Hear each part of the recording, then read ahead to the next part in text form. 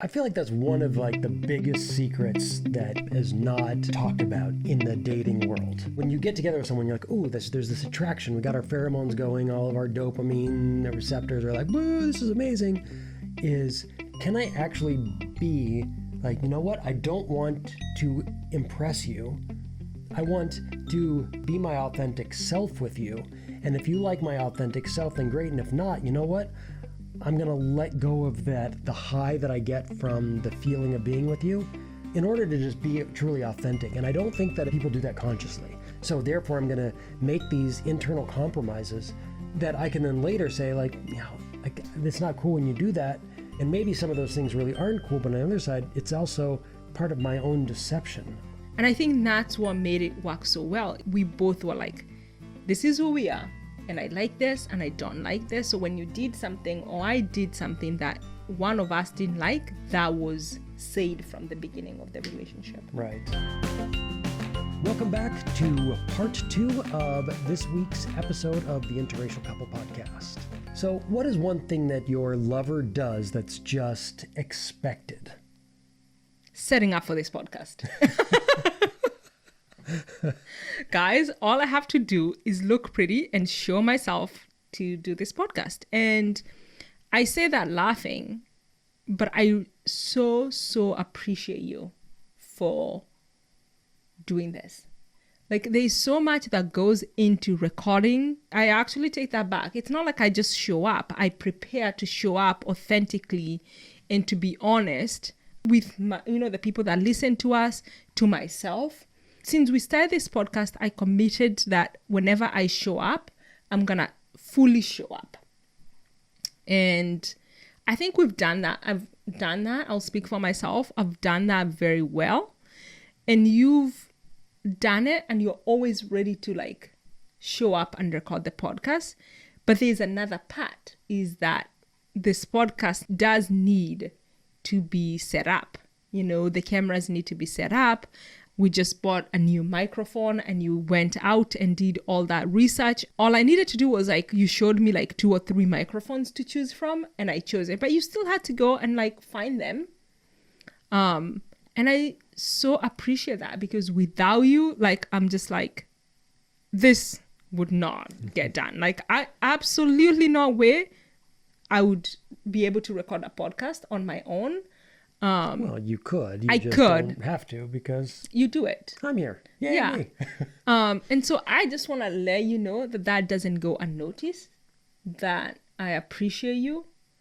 I am not gonna offer to help you do it,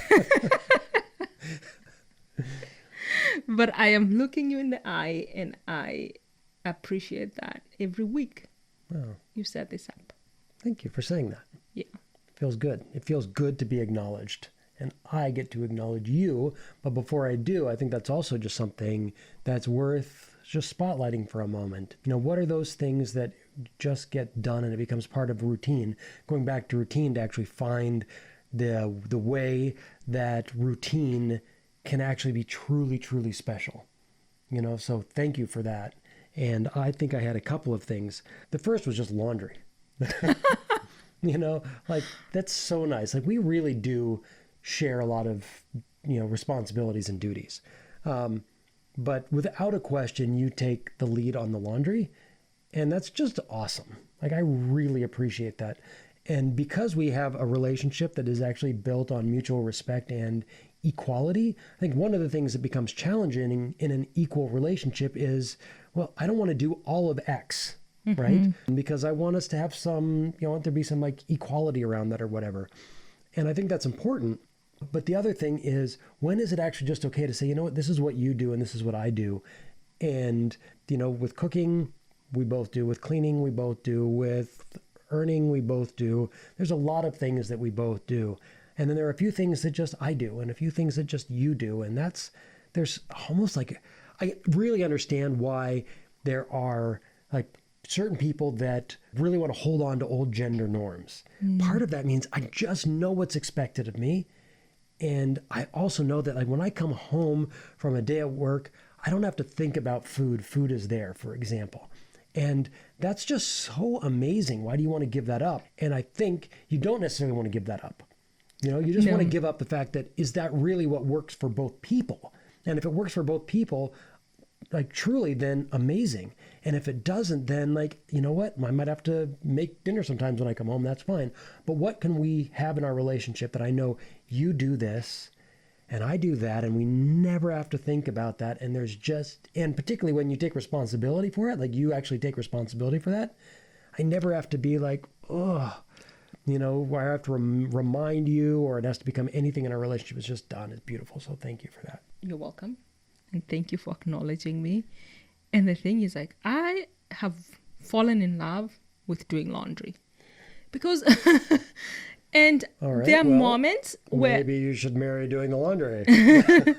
there are moments like I love listening to podcasts, and the day that I do laundry is just like I get to listen to podcasts. Like I just get to like, and almost it's kind of like meditative. So I'm like, I like folding the laundry, and I do a pretty good job at it. Pretty good job is an understatement. My laundry is folded so nicely. It's so nice to go into my drawer on my shelf and like, oh, so pretty. And And so you can tell if I've done the laundry or if I've like had to put one of my Oh, I articles of clothing notice. away, because it is not the same. I notice. But I enjoy it. Yeah. So I'll say there's two other pieces though too. One is that you're like you'll call me out on things, and most of the time you're pretty like you're not mean about calling me out on maybe a shortcoming of mine or something. So I actually know I can count on you. Like I'm never going to go outside, for example, looking like a buffoon, because you're going to be honest with me. And sometimes, it can come across a little harsh, and you'll say, this might be a little harsh, but I rarely do I feel stank. Almost never. Like, sure, if we're in a thing or whatever, but in general, you can really be straightforward and honest with me in a way that doesn't feel attacking. And so I really appreciate that. I want to thank you for that too. Mm-hmm. And this one is also really nice, is that I make mistakes, and that just shocked the internet, but I make mistakes. Yeah. And didn't shock me. okay, well, the rest of the internet, it's like, I just broke the internet with that one. But that if I make a mistake, I can actually come and share my mistake with you and be like, usually when I feel bad about it, you don't have any judgment towards me. And that's pretty awesome, because a lot of times, like, I would be like, oh, that's like an opportunity, to be like, ooh, I'm superior to you, or you've hurt my feelings at some point, so this is an opportunity to kind of get you back, or to play like moral high ground or whatever. But I can really come to you with like, I did this thing, and I never get any, like, I'm way more shaming of myself than you are of me.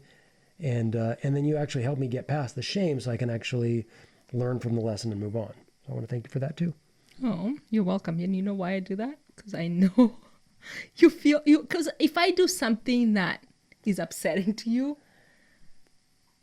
or to someone else, it's like I already beat myself up for it so much. Like I don't need it from another Oh my person. God, that lesson that I learned with you was like, oh, if you make a mistake, I say 0, because you're going to beat yourself up about it. But as soon as I say anything about it, you can then snap Justify at it. me and be like, what are you talking about? And now all of a sudden, all of that upsetness that you're pointing at yourself, you're not pointing at me. And I'm like, I don't want that. So you make a mistake and I will zip my mouth. You live with that one. I know. And that is the hardest thing. And, it came from like, have you ever argued with someone, a stranger somewhere, and they were like, I am sorry, ma'am.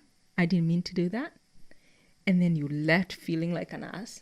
Yeah. Because you were just like, oh my God, I'm such a terrible human being. But if they respond the same way that you respond to them, you're just like, yeah, I was right. Yeah. Like you leave their feeling so right. And Yeah. So this week's quote was, every love story is beautiful, but ours is my favorite. And I think I will say that right here. I think this is my favorite love story. me too. It's a pretty good one. And I hope for any of our listeners who are working on that to really take this opportunity to go back and say, hey, where can I find that true appreciation of the other in the little moments? Yeah. And I think next time, and I know we are coming to a close, is we should do a podcast based on this word. Yep. Because you can tend to like admire other people's relationships because you see them, but it's like actually yours is the best, Right. you know? Yeah. And actually, I think we do come to that here somewhere in our prompts. Yeah. Around that is, what are the things that you have that you think other people envy? So that'll be a really fun one. Yeah. All right. Before we close, though, was there any other thoughts, insight, or realizations that you have that you want to share with our illustrious guests? I did have other thoughts, but those thoughts were from me. I'm not going to share them. Okay. Do you want to share yours? I see you have a lot of notes. Last week we had a little bit of a relationship challenge.